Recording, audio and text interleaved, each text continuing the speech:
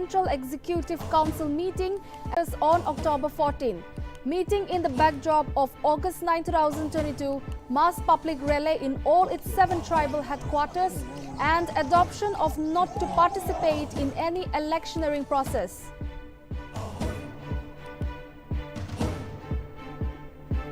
In view of forthcoming general election to NLA, first level checking of EVMs and VVPATs are currently ongoing across the district headquarters of Nagaland. Nagaland CEO takes down to Twitter to inform about FLC on EVMs and VVPATs.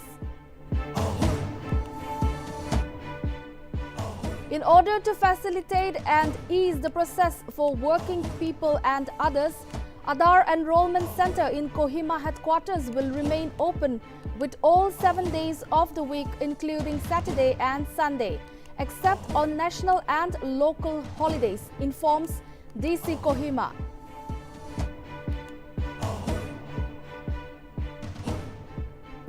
Chumukidima Power Department scheduled to carry out routine disconnection drive from October 20.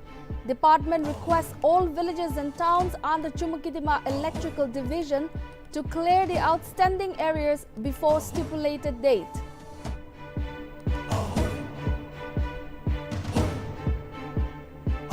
Indian Army all set to organize recruitment rally for eligible candidates of Nagaland, Assam, Meghalaya along with other northeastern states at Solmara, Nisamarini in Assam from January 19 to 26 of 2023.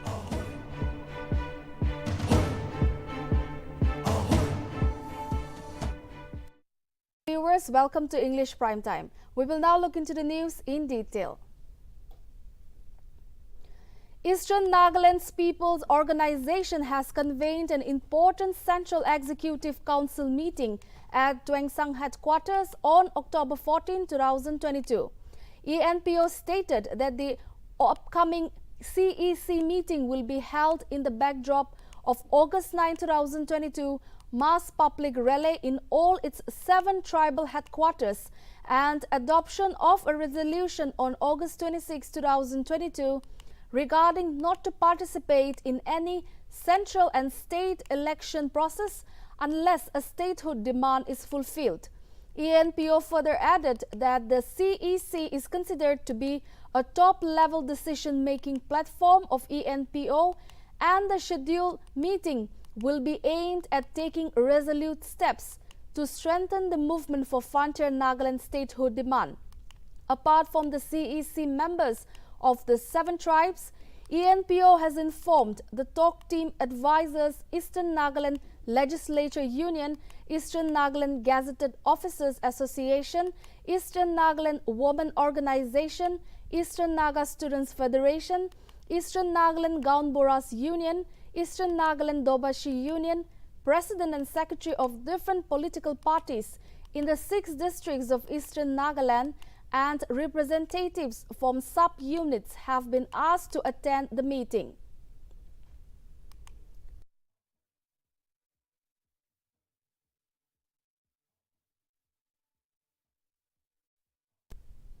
In view of the forthcoming general election to Nagaland Legislative Assembly slated to be held in the year 2023, the first level checking of electronic voters machine and voter verifiable paper audit trial are currently ongoing across the district headquarters of Nagaland.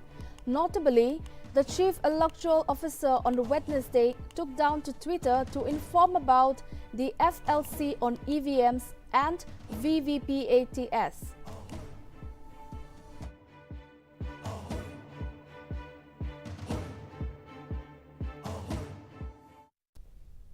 In order to facilitate and ease the process for working people and others, the Aadhaar Enrollment Center in Kohima headquarters will remain open with all 7 days of the week, including Saturday and Sunday, except on national and local holidays.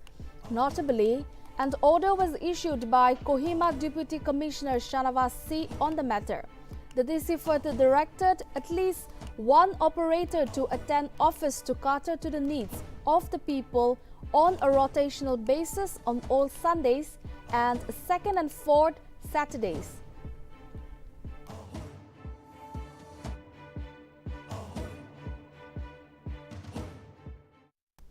Indian Army will organize a recruitment rally for Soldier Technical Nursing Assistant and Nursing Assistant Veterinary for eligible candidates of Nagaland, Assam, Meghalaya, along with other northeastern states at Solmara, Nisamari in Assam from January 19 to 26 of 2023. It is to be mentioned that the online registration is mandatory for attending the rally, and the registration is open from October 1 to October 30. The exact location of the rally will be confirmed through admit cards, which will be sent through registered email of the candidates. All candidates desirous of participating in the rally are advised to acquaint themselves with the details of eligible criteria on the website.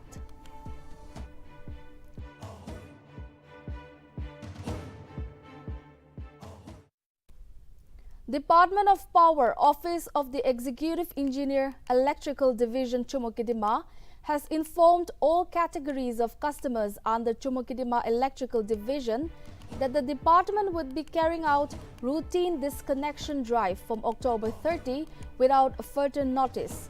In a press release, Executive Engineer Electrical Division Chumokidima, Ahoto Aye, asked all villages and towns under Chumokidima Electrical Division to clear the outstanding areas before the stipulated date. Furthermore, the department also requested the consumers to visit the office of the concerned SDO Electrical in case of any discrepancies in the electricity bill or non-receivable of electricity bills.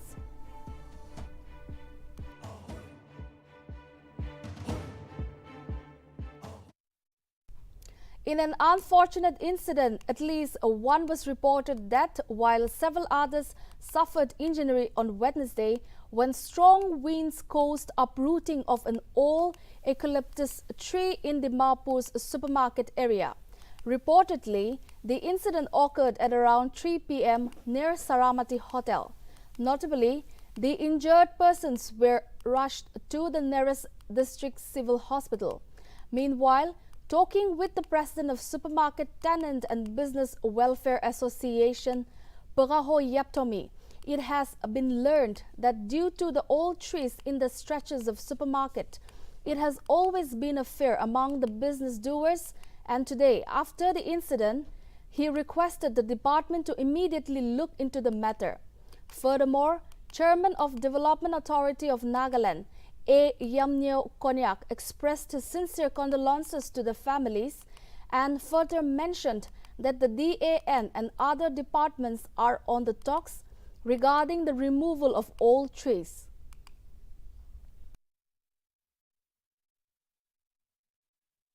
Itu bisa jaldi higher authority, concerned higher authority bisa jaldi itu action lobo lagi. Kila mana itya ini ka gas यदि और दोस्तान जन तो थाकी बोदे तो बिशी danger আছে আমি কান তো यदि টেনেন্ট और बिजनेस वेलफेयर एसोसिएशन पूरा किता गास गिरब एतो राती पूरा नलेबे सामते नलेबे मानु ना थाका तंती गेरा तंती तो আমি কান তো ক্লিয়ার করে Forest Minister laga garibi biya korise.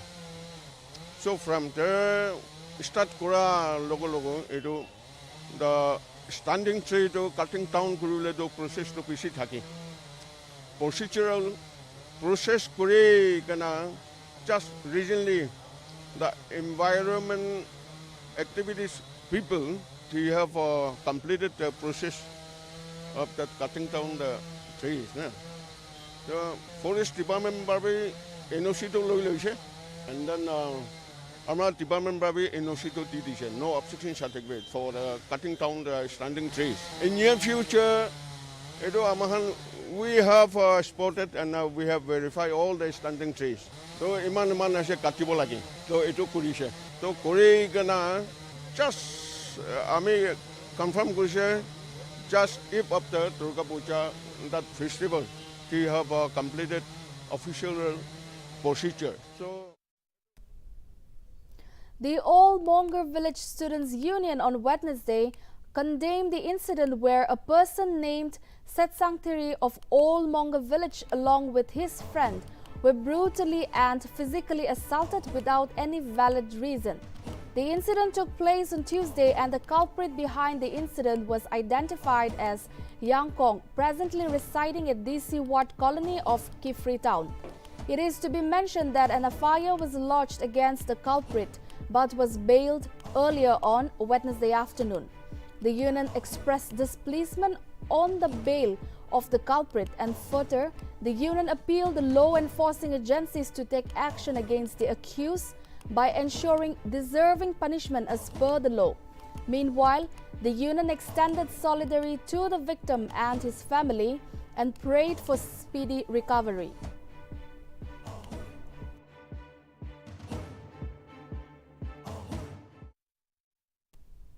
To add to the nuisance of the bad road conditions along the Kohima to Zibza stretch, the bad parking of trucks in the two-lane road has caused an enormous headache for the travelers traveling to and fro from Kohima and Dimapur. It is to be mentioned that the bad parking of heavy vehicles in the area caused a traffic jam that lasted nearly an hour on Wednesday morning, which caused problems for the public who drive lightweight vehicles. Meanwhile, public requested higher authorities to look into the issue and demanded allotment of proper parking areas for trucks.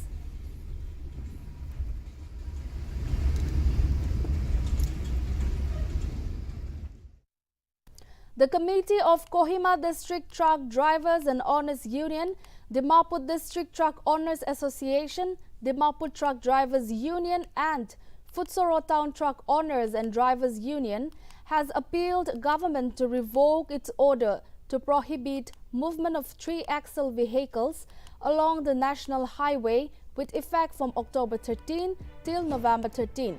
The president of the unions informed that the government have imposed restrictions without giving any valid reason and the Motor Vehicle Act. The committee demanded government to revoke the order and allow a vehicle of any axle to pass the national highway without any restriction or prohibition if the load limit was as per the government guidelines. Moreover, the committee has assured to extend cooperation to the state government if the specifications of the load limit was followed as per the Motor Vehicle Act.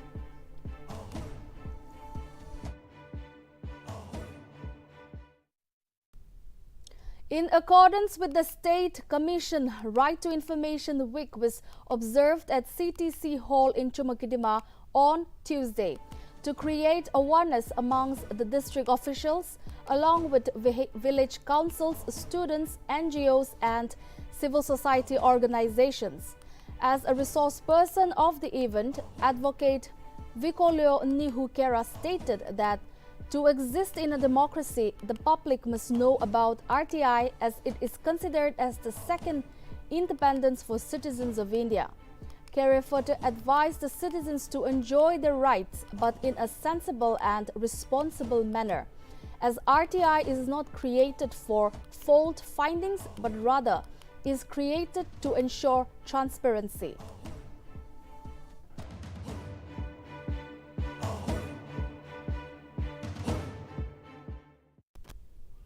In order to settle the border dispute between Arunachal Pradesh and Assam, a meeting was organized at Lakhimpur district on Tuesday.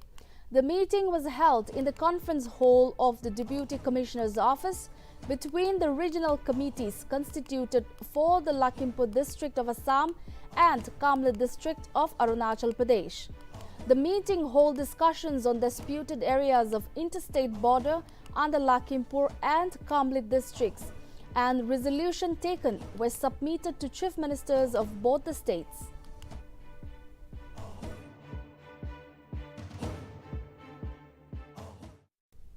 Amid the rising prices of liquefied petroleum gas in the country, the Union Cabinet on Wednesday approved a one-time grant of Rs 22,000 crore for oil marketing companies in public sector undertakings. announcing the decisions taken at the cabinet meeting, which was chaired by Prime Minister Narendra Modi. Union Minister Anurag Thakur stated that the grant has been given to reduce the burden of rising prices on common people. Marketing companies हैं, जून 2020 से लेकर जून 2022 तक 22,000 करोड़ रुपए का जो इन्होंने खर्चा वहन किया है, वो वन टाइम ग्रांट भारत सरकार 22,000 करोड़ रुपए की दे रही है, ताकि आम नागरिक के ऊपर, देश की सामान्य जनता जो हमारे देश के नागरिक है उसके ऊपर इसका बोझ ना पड़े। तो उसके लिए one time grant public sector undertaking की ऑयल मार्केटिंग कंपनीज को दी गई हैं, जिसमें इंडियन ऑयल कॉरपोरेशन लिमिटेड है, भारत पेट्रोलियम कॉरपोरेशन लिमिटेड है और हिंदुस्तान पेट्रोलियम कॉरपोरेशन लिमिटेड है। एलपीजी के दाम बहुत बढ़ गए हैं, कुल मिला के देखा जाए लगभग 300% दाम दुनिया के कई देशों में एलपीजी के बढ़े हैं। जहां एक और भारत सरकार ने मुफ्त अनाज देने का काम भी किया था, मुफ्त वैक्सीन देने का काम भी किया, वहां पर साथ ही साथ किसानों के ऊपर बढ़ते हुए खाद के दाम के भी बोझ नहीं पड़ने दिया। उसी तरह से ही बढ़े हुए जो दुनिया भर के दाम है उसके मुकाबले भारत में बहुत कम है, उसका बोझ जो हमारी पेट्रोलियम कंपनीज हैं, public sector. President Draupadi Murmu on Wednesday inaugurated the newly built Tripura State Judicial Academy and unveiled the model of National Law University Tripura campus at Narsingar in Agartala. Notably, President Murmu, who is in Tripura on a 2-day tour, landed at the Maharaja Bir Bikram Airport as per scheduled at 11:15 a.m. and was accorded a felicitation and received by Chief Minister Dr. Manik Saha. She later visited the Central ITA processing factory at Durgapuri Tea Estate, 20 kilometers away from Agartala, and interacted with the tea garden workers and authorities. Speaking at the interaction event, President Murmu appealed to the tea garden workers to send their children to schools, stating, "Sab par ke aage baro." Furthermore, she also inquired if the Chief Minister and other legislators stand with the garden workers in need and say that the MLAs would stand with them in need and happiness. Meanwhile, President Draupadi Murmu also inaugurated a new MLA hostel at New Capital Complex and also launched a slew of projects virtually from the Rabindra Satabarkshi Bhavan, where she remotely inaugurated 7 projects including few roads, some schools and student hostels.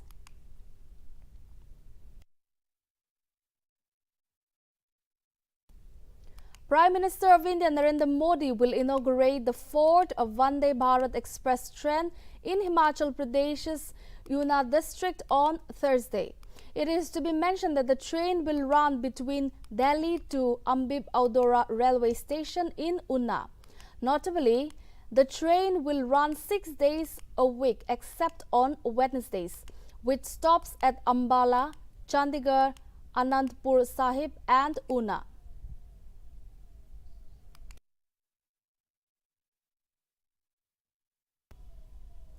Congress leader Rahul Gandhi on Wednesday resumed the Bharat Jodo Yatra from the Challakere town Chitradurga in Karnataka. Notably, the Congress leader will also be meeting around 2,000 unemployed youth from the southern state. It is to be mentioned that the Bharat Jodo Yatra is in its Karnataka leg and is on its 35th day, and the march started at 6:40 a.m. Meanwhile, Karnataka leader of opposition Siddha Ramaya and State Congress chief D.K. Shiv Kumar were also present with Rahul during the Karnataka leg of the Bharat Jodo Yatra. The state party chief shared the visuals of the march on the microblogging site Twitter on Wednesday. Large people were seen gathering with Rahul Gandhi, raising the tricolour and following the Congress MP to show their support for the Bharat Jodo Yatra. Furthermore, the Padyatra will again resume after halting in Griham Manahalli village, with the Congress MP will stay in Swami Vivekananda National School, here whole Chitradurga at night. It may be mentioned that the Bharat Jodo Yatra began on September 7 from Kanyakumari and has covered a distance of 905 kilometers so far. It will pass through a total of 12 states to culminate in Jammu and Kashmir.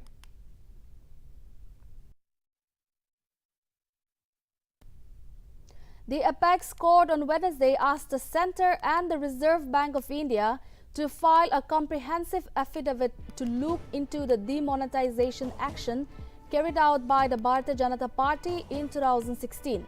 The Supreme Court on Wednesday heard various petitions challenging the Centre's decision to scrap currency notes of Rs 500 and Rs 1000 denominations. Furthermore, Attorney General for India R. Venkataramani and Solicitor General of India Tushar Mehta stress that the issue is now academic, considering the passage of 6 years. On the other hand, senior advocates P. Chidambaram and Shyam Dhiyan, appearing for the petitioners, said that the government lacked the authority to cancel the currency notes through an executive order, and pointed out that the issues hold relevance for the future as well. After hearing from both the sides, the bench continued that the issue may not have become academic, and it is the duty of the court to answer when an issue arises. A constitution bench headed by Justice A. Abdul Nazfar will hear the case again on November 9.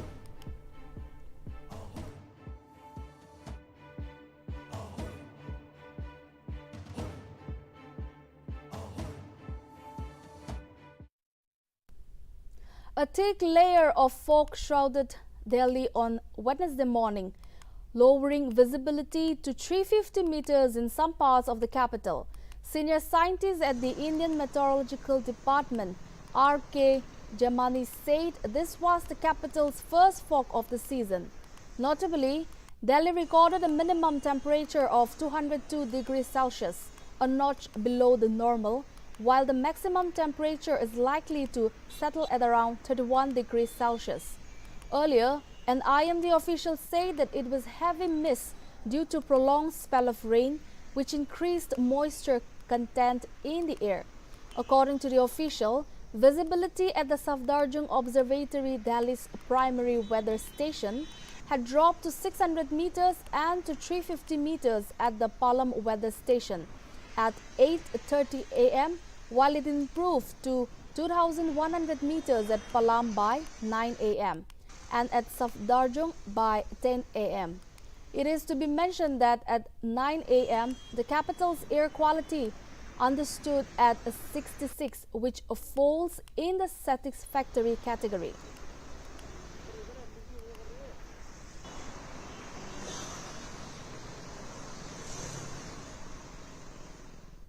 In an unfortunate incident on Wednesday, an MiG-29K fighter plane crashed over the Sea of Goa as a technical malfunction occurred in the fighter plane while returning to the base from a routine sortie. The pilot safely ejected the fighter plane before the crash and has been recovered in a quick search and rescue operation. Indian Navy said that the pilot is in stable condition and a board of inquiry has been ordered to investigate the incident. Notably, MiG-29K fighter planes were acquired by India from Russia in January 2010, and an Indian pilot named Nishant Singh in 2020 lost his life after his MiG-29K crashed in the Arabian Sea.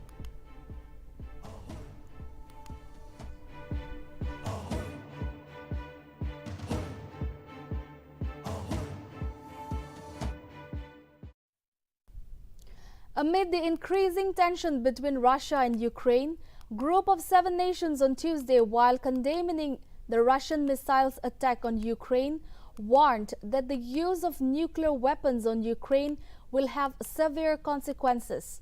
Leaders of the G7 group of rich nations, which consist of United Kingdom, Germany, Italy, Canada, US, France and Japan, met for an emergency virtual talks and said that the G7 group would continue providing military and humanitarian aid to Ukraine. Following Russia's annexation of 4 Ukrainian regions, G7 group via a statement said that Russia has blatantly violated the principles enshrined in the United Nations Charter and demanded Russia to cease all hostilities immediately, completely and unconditionally.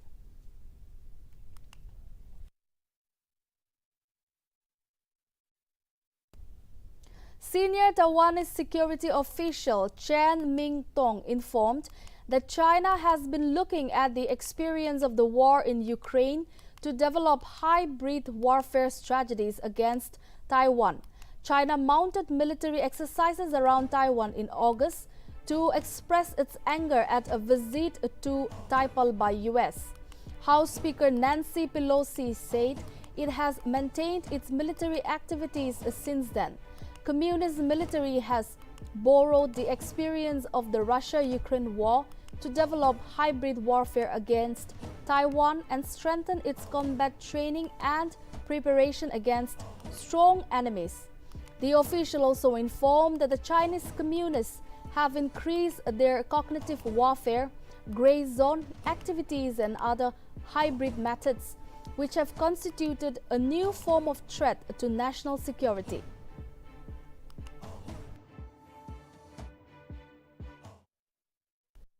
Amid COVID surge in China, the country imposed fresh lockdowns and travel restrictions as new Omicron subvariants BF.7 and BA.5.1.7 have been found with greater transmissibility in several provinces of China, while several cases of BA.5.1.7 have been detected in Shandong city of Guangdong province in China. BF.7 has been detected in Shandong and Yantai cities, which is slowly sweeping more provinces. The World Health Organization had warned against the highly infectious BF.7 subvariant.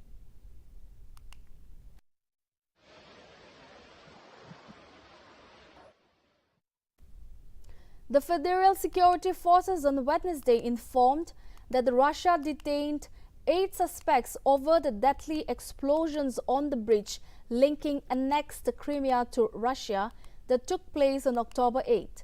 The suspects include 5 Russian, 3 Ukrainian and Armenian citizens.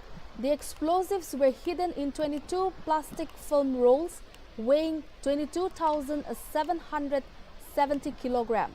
It is to be mentioned that the attack was organized by Ukrainian secret services, and on Monday, Russia too launched missile attacks across Ukraine as a sign of retaliation and killed 19 people and wounded more than 100.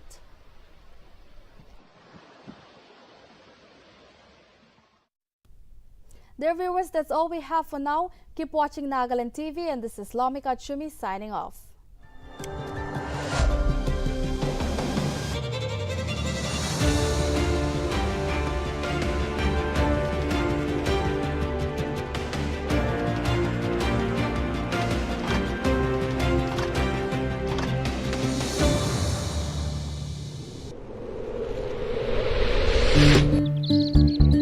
अरे तूने अभी तक कुछ किया ही नहीं। अरे ये तो लो क्वालिटी टंकी है। होशियारी मत दिखाओ, दुकानदार ने 5 साल की गारंटी दी है। अरे 5 साल छोड़िए, इसका पानी पियेंगे ना तो बहुत जल्दी हम लोग पहुंचेंगे। अंदर का सरफेस प्लेन, स्मूथ और प्योर व्हाइट भी नहीं है। आप एक काम क्यों नहीं करते, निप्को ताज का एक टंकी लगा लीजिए। लेक्चर बंद करो, लगाओ। मरने दो बुड्ढे को, मेरा क्या जाता है।